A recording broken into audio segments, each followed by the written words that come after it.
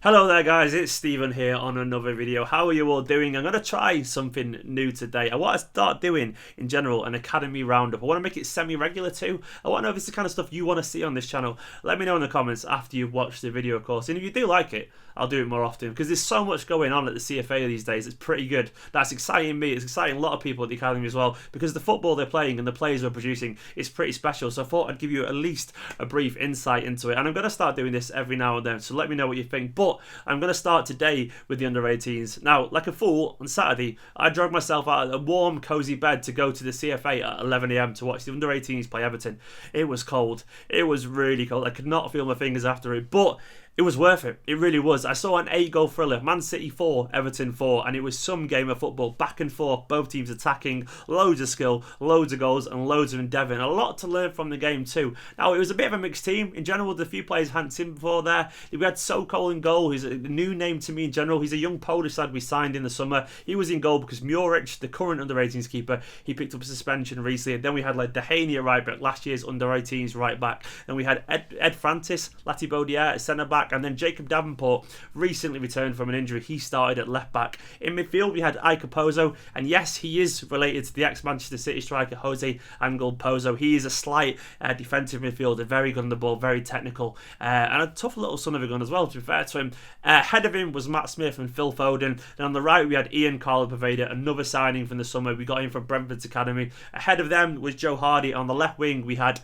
Henry Ogdenby. He was a very highly rated young under-16s winger. He was promoted for the day in the absence of Jadon Sancho. And we started really well, if I'm being honest. We scored after 2 minutes. Ian Carlo-Poveda nipping in to get set City off on a very strong front foot. Shortly after we went 2-0 up, courtesy of an own goal. And you think after that it would have been plain sailing for Man City, but it just kind of didn't happen. We kind of fell to pieces unexpectedly, and before we know it, we were 4-2 down. I don't know what happened there. I don't know what happened with the players, but they switched off and we had a horrific 40-minute spell either side of half-time where Everton, everything they did, it went right, and everything we did, it went wrong. But this is where this team stands out for most. This is where the City get it right at the academy level. These teams, they just never know when they're beaten. The amount of times I saw the under-18s last season, or even the under-23s, the EDS over the past couple of years, just not know when they're beaten and somehow grab an equaliser out of nowhere, or somehow fight back and turn it around. This does tend to be a trademark of this club. Maybe it's been a trademark of this club since the infamous 93-20 moment when Aguero showed City and the rest of the world that they never know when they're beaten. But this is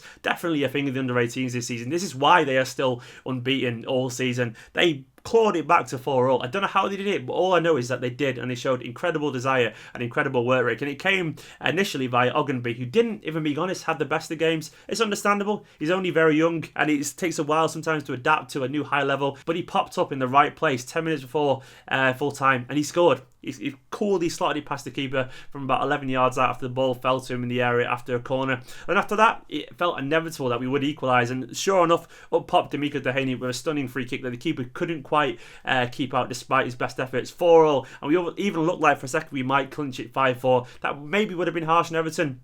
But it says a lot about this team that they never know when they are beaten. And this is also without several players that you would consider maybe first choice regulars at this level. The likes of Muric in goal. There was no Jadon Sancho, arguably the star player at this team. Luke Bolton, a regular right winger, he wasn't involved.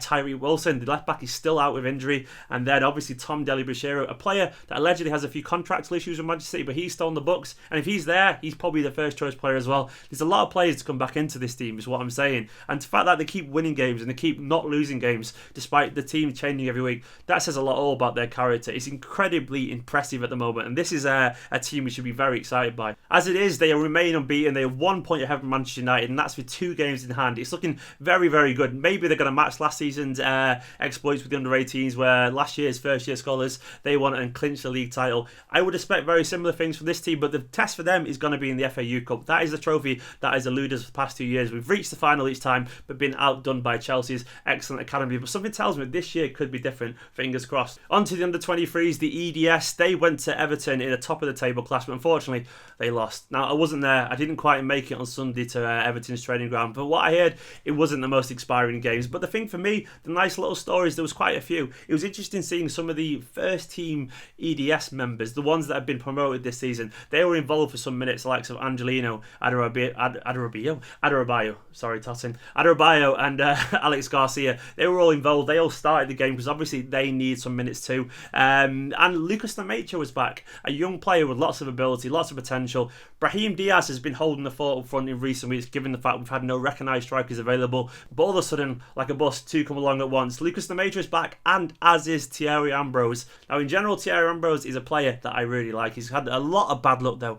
Immense amounts of bad luck. Every time he's got back to fitness, he's done well and then had another injury, and he's been out for about a year now, but he made his first steps to recovery this weekend, and he played about 30 minutes, and it was great to see him back in action. But a player who's had even more bad luck is Denzel Buardo. Now, about 18 months ago, I would have probably said he was my favourite academy player. He's an exceptionally gifted attacking midfielder, tall, graceful, skillful, two-footed, can score goals, strong, fast, great in the tackle, and reads the game exceptionally well. Almost sounds a little bit like Yaya Toure, doesn't it? A little bit of that, maybe a little bit of Ross Barkley as well to his game. He seemingly had the world at his feet, and probably a player that could have even made his first team debut by now, but he was struck down by various injuries and was out for about 18 months. Now, I honestly didn't think we'd see him in a City shirt again, but I'm delighted to say that he came back on for his first appearance in a very long time against Everton. That is a massive boost to the academy. It's a massive boost for him, and hopefully we'll see his best in action, because we do. He's a very talented young player. In general, it's just great to see Ambrose and Bodie back involved, because these are two exceptional talents, both very likeable young players,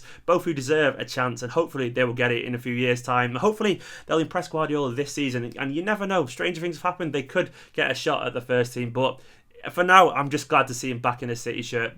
But yeah, the result, it wasn't ideal, but this is going to happen every now and then. Everton are a very good team, traditionally at academy level. They are very strong. They've had a very excellent bunch of under-18s over the recent years. They've moved up to the 23s now, and in general, they're just a good team with a good academy. I wasn't there, so I can't comment too much on the performance, but it doesn't surprise me that maybe we struggled a little bit against Everton. Apparently, Alex Garcia was good. It was good in general to see Brahim Diaz back in attacking midfield position. He was out wide, but that makes a change to recent weeks where he's been holding the line up front because we've had no strikers. He is many things, Brahim Diaz, but he is not a striker. It would have toughened him up though a little bit, but he was back in a more familiar role today, attacking, turning, running at the goal, and apparently that helped him quite a lot. Elsewhere, the under-16s, they beat Everton 2-1. Another phenomenal generation. Sent a deja vu. I feel like I'm saying that about every age group, but it's genuinely true. And the goals came from Aaron Crabtree and Callum Hume, but that is another group of players that is blessed with some immense talents, like Bobby Duncan, Taylor Richards, Ugbeta. There's so many players there. Ryan Corrigan, Kurt Anderson in goal. It's just another exceptionally gifted generation. And the under-14s as well. They probably are going to top them one day. They beat Leeds at the weekend 11-1.